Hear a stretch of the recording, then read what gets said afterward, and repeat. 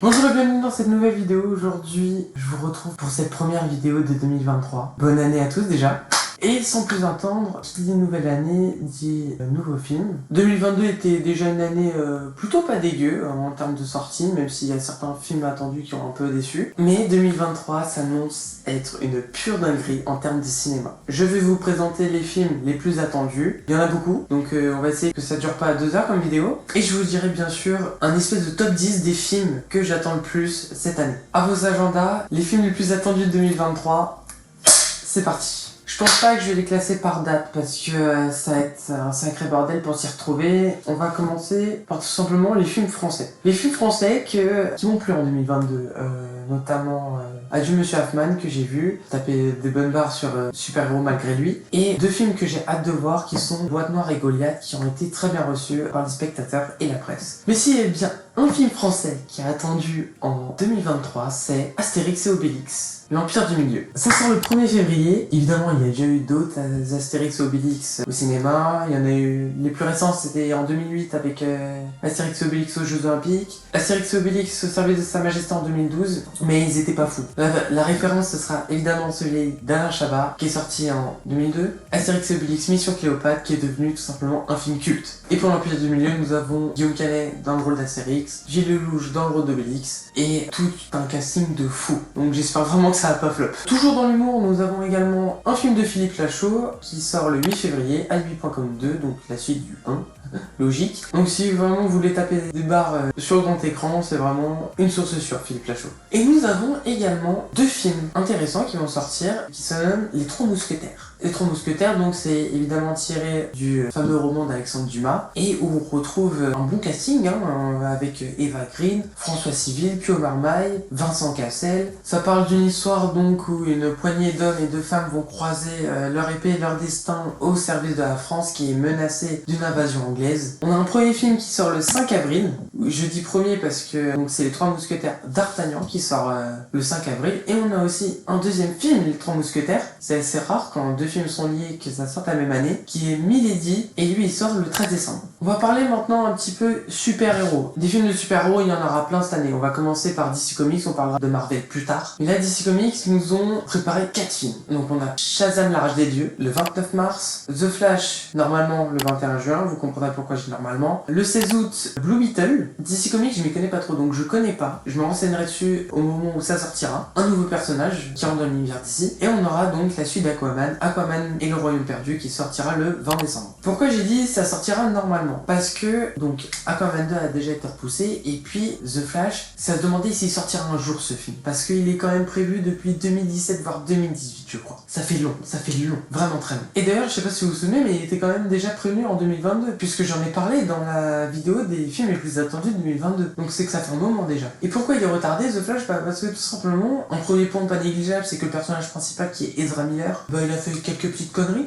Il encourt jusqu'à 26 ans de prison pour cambriolage, quand même. Et puis, c'est un peu la galère, chez DC. On va pas se mentir que ça n'a pas le même succès que Marvel, et que du coup, ils sont en galère. Et qu'ils sont en pleine refonte, si je peux appeler ça comme ça, du DC Universe. Ils ont engagé donc James Gunn et Peter Safran pour prendre un peu les décisions, pour décider dans quelle direction va aller le DC Universe. Ces deux-là vont être un peu les Kevin Feige de Marvel, si vous préférez. Passons maintenant à Disney, parce que Disney nous prépare 3 sorties en 2023. Tout d'abord, La Petite Sirène, qui est très attendue et qui sort le 24 mai, en live action évidemment. Le Pixar, j'ai envie de dire, annuel, le 21 juin, qui s'appelle Elemental. On a déjà parlé dans les vidéos de la D23. Et peut-être celui qui me hype le plus des 3, c'est Haunted Mansion, qui sort le 9 août. Et pourquoi il me hype plus que les 2 autres? C'est parce que, tout simplement, à la base, Haunted Mansion, c'est une attraction, tout simplement. Et la dernière fois qu'un film est tiré d'une attraction, il a fait un petit carton. Je sais pas si vous vous souvenez de Pirates des Caraïbes, ça vous parle? Bah voilà, à la base, c'est une attraction. Puis si vous aimez les films d'horreur, notamment 2 qui sortent cette année, nous avons Scream 6 qui sortira le 8 mars. Honnêtement, je pense que je vais aller le voir. Les films d'horreur, c'est pas mon truc. J'en ai vu très peu, voire quasi pas. Et donc, je me dis,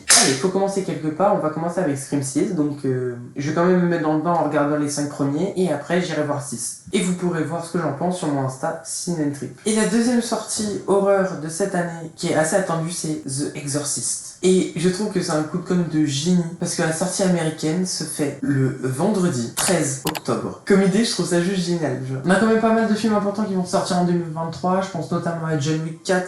John Wick 4 qui va sortir le 22 mars, on a Fast and Furious 10, et c'est déjà le 10e. Le 4 mai, on a la suite de Spider-Man Into the Verse qui s'appelle Spider-Man Across the Spider-Verse. Vous verrez l'effort sur l'accent de guerre. Qui sort le 31 mai, et le 7 juin, nous avons le tout nouveau Transformers, Rise of Beasts. Ensuite, dans les autres films très intéressants, évidemment, on peut pas ne pas parler du dernier Mission Impossible qui s'appelle Mission Impossible Dead Reckoning partie 1. Logiquement, ça sous-entend qu'il y aura une partie 2, sûrement l'année prochaine. Je pense pas qu'ils vont attendre plus longtemps que ça. Ça sortira le 12 juillet, une semaine avant le film Barbie, que honnêtement, entre vous et moi, je vais vous le dire, j'irai pas voir. Parce que ça m'intéresse pas plus que ça. Donc Barbie avec Ryan Gosling et Margot Robbie qui sortira le 19 juillet. Ensuite, dans l'univers de Marvel, on aura, qui a l'air peut-être plutôt dans l'univers Morbius, Venom, etc. On aura un film sur Kraven le chasseur le 4 octobre. Et en décembre, nous terminerons le 13 décembre par un film sur Wonka, joué par Timothée Chalamet, qui raconte Willy Wonka et la création de sa chocolaterie. Et un nouveau SOS Fantôme qui sortira vraiment en toute fin d'année, le 27 décembre. Passons aux choses sérieuses. Mon top 10 des films les plus attendus. Évidemment, j'ai mis tous les Marvel dedans. Mais là, on va y aller par chronologie. Je pense que ma première sortie ciné, si c'est pas Astérix et Obélix, ce sera le 15 février et ce sera Ant-Man et la Guêpe, Quantumania. Évidemment, que je suis le MCU depuis le début, je peux pas louper un film. Surtout quand c'est Ant-Man et la Guêpe et que on nous sort que il y aura Kang en méchant, en ennemi. On entre dans la phase 5, les gars. Ça a du sérieux chez Marvel. J'espère, parce que leur année 2022 elle est quand même pas ouf. Ensuite, 5 avril, Super Mario Bros, le film. Au début, ça me hypait pas tant que ça, et puis au fur et à mesure, je me suis dit, il a l'air quand même sympa à regarder. Et puis, il y a un côté nostalgie où, genre, je me souviens que j'y jouais sur la DS, quoi. Donc, j'ai trop envie de voir ce que ça en film. En plus, la VO, aussi bien que la VF, était sympa à écouter sur la bande-annonce, donc j'espère que ça le fera. Ensuite, 12 avril, Donjons et Dragons, l'honneur des voleurs. Donjons et Dragons, à la base, c'est un jeu de société assez créatif et imaginaire. Je pourrais pas trop vous en parler parce que je connais pas exactement, j'ai pas envie de dire de la merde. Ce que je sais, c'est que le personnage principal, c'est Chris Pine, qui joue dans Star Trek également, et ça me hype tout simplement parce qu'on en parle dans la série Stranger Things, et que j'ai adoré cette série, mais je vous en parlerai plus tard dans l'année. On revient sur Marvel avec le 3 mai, la dernière sortie de nos gardiens de la galaxie préférés. C'est sûrement leur dernier vol, ça a été teasé. J'espère quand même qu'on les reverra dans Avengers, mais j'y crois pas trop. Et j'espère que ça va être vraiment un très très beau film. Et drôle surtout, avec leur humour, toujours le même humour. Surtout garder cet humour. Dernière danse aussi pour Indiana Jones. Harrison Ford va raccrocher le costume Indiana Jones le 28 juin avec pour titre Indiana Jones et le cadran de la destinée. Je trouve ça déjà super beau que Harrison Ford reprenne son rôle une dernière fois alors qu'il doit avoir 80 ans, voire même plus, je sais plus, mais franchement bravo. Il reste 4 films que je vais vous présenter, mais celui dont je vais parler c'est peut-être celui qui me hype le plus, mon top 1, vous entendez, c'est Oppenheimer. Pourquoi ça me hype? Parce que c'est tout simplement un Nolan, et j'adore Christopher Nolan. Ça sort le 19 juillet, et puis le casting, Cillian Murphy, Robert Downey Jr., Matt Damon, Emily Blunt, Rami Malek. Est-ce que c'est bon pour vous? Et j'ai pas besoin d'en rajouter. Oppenheimer, si vous savez pas, c'est le père de la bombe atomique, mais à part ça, j'ai pas envie d'en rajouter, juste allez voir ce film et déguster, c'est un Nolan, appréciez, c'est tout. Le troisième Marvel, maintenant, il sort le 26 juillet, c'est The Marvels. On va encore plus mixer les films et les séries Marvel, puisqu'on aura le retour de Karen Danvers dans le costume de Captain Marvel, évidemment. On aura également Miss Marvel qui va se joindre à eux, et j'ai plus son blaze, mais c'est la femme qui est dans WandaVision, et qui a un pouvoir qui a l'air un petit peu cosmique, vous savez, quand elle essaie de rentrer dans la bulle, etc. Il reste au moins ces 3 personnages-là, donc ça risque d'être cool. À la rentrée, ou un peu plus tard, vous pourrez voir le 15 septembre Kingsman 4. Le 3 n'était pas avec Taron Egerton, c'était Kingsman première mission. J'ai pas encore vu, mais c'était certainement un préquel des Kingsman. Cette fois, on retrouve Taron Egerton dans le rôle principal, après les 2 premiers que j'ai vraiment très bien kiffé. Donc j'ai hâte de voir ce que va nous proposer ce Kingsman 4.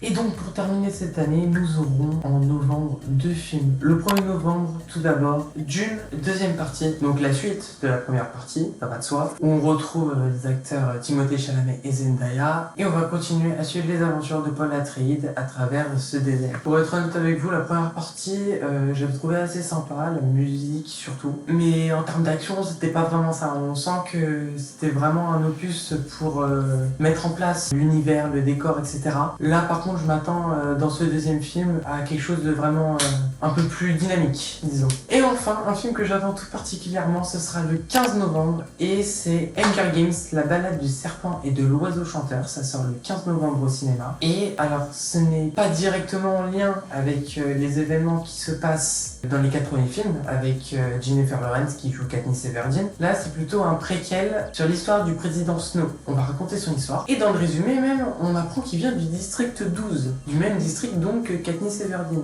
qui est un district à la base pauvre, puisque ce n'est ni le district 1 et 2 qui sont prévus pour la guerre, ou alors le Capitole. Donc ce sera intéressant de savoir l'histoire de cette personne qui vient de ce district très loin de Panem, et qui l'a mené justement jusqu'au Capitole et à la présidence de Panem. Donc voilà, donc ça fait énormément de choses à aller voir au cinéma. Je vous ferai un maximum de critiques, je vous donnerai un maximum mon avis sur chacun de ces films, qui j'espère sont tous bien. J'espère vraiment que ça va être une très très bonne année de cinéma. Donc n'hésitez pas à suivre cette chaîne, à vous abonner, liker, commenter, etc. Aussi mon Instagram où je publie pas mal de critiques, que ce soit en termes de séries ou de films, pour qu'on vive cette année 2023 tous ensemble. Sur ce, merci d'avoir regardé. On se retrouve pour une prochaine vidéo. C'était Ciné Trip. Salut!